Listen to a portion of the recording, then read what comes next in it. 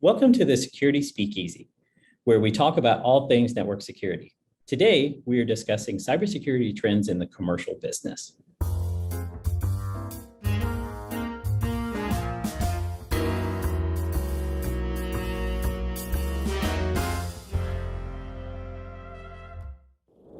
My name is Martin Rosas. I am a systems engineering director here at Palo-Alto Networks. And joining me today for the discussion is Stacy O'Kine. She's also a systems engineering director here.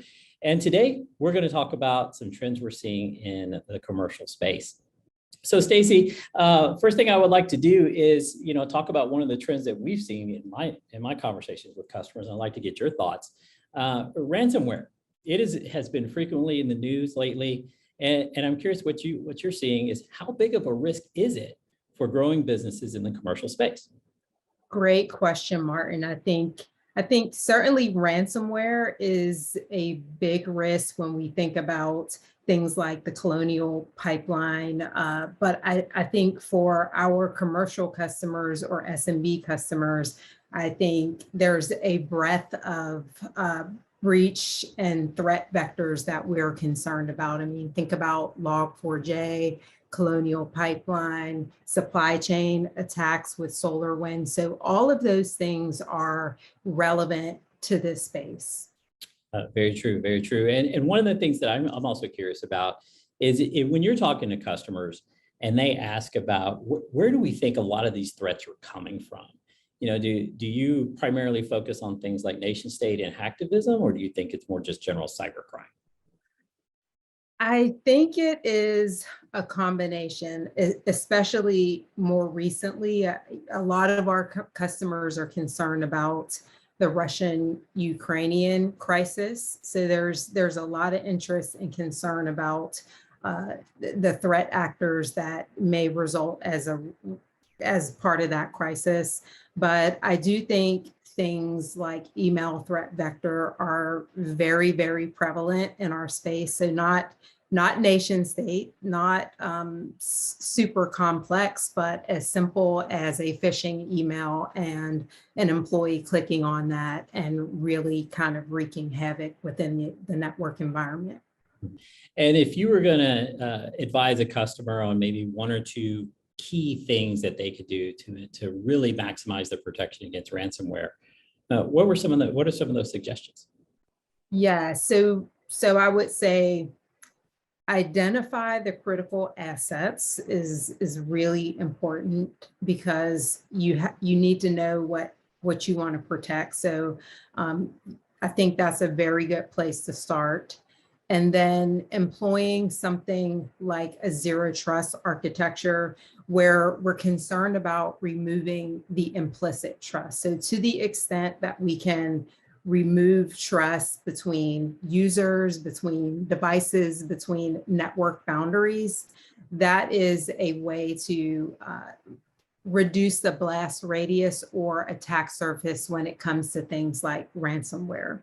And with the zero trust architecture, one of the most common places to start is with identity.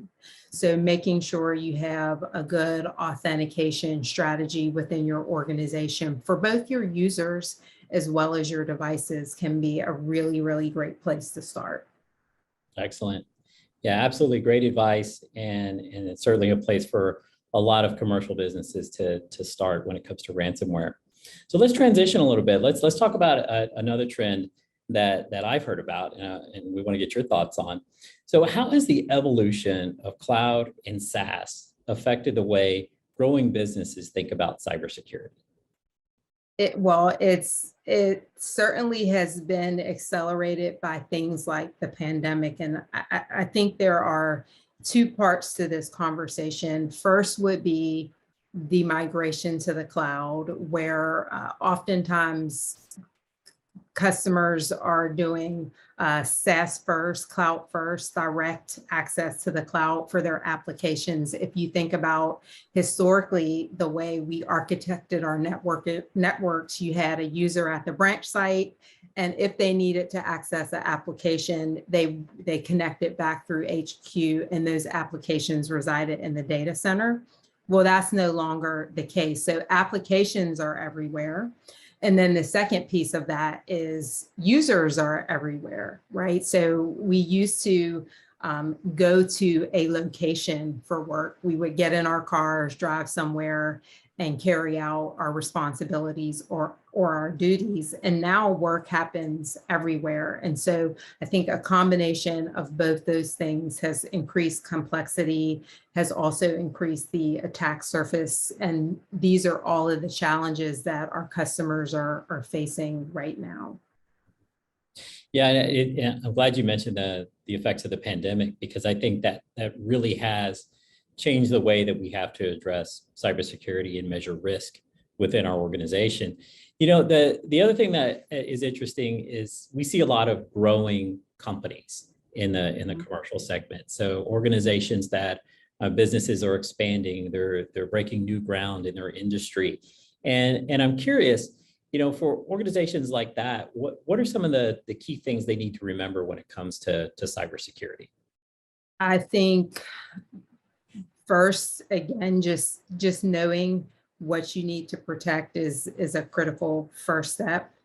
I would say one of the challenges that many of our customers face is just the lack of skills and the lack of resources. So to the extent you can leverage automation, I think that really helps to manage what can be very complex when you're trying to put in place cybersecurity controls.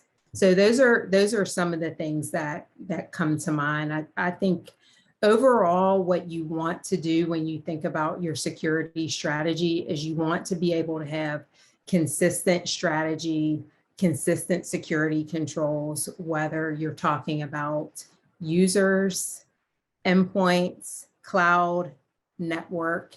The more consistent you can roll out your security architecture, the easier it'll be. And then I think automation, the more that we can automate security controls and management processes, the easier it becomes for customers in our space who often just don't have the resources and the people to really manage a security environment.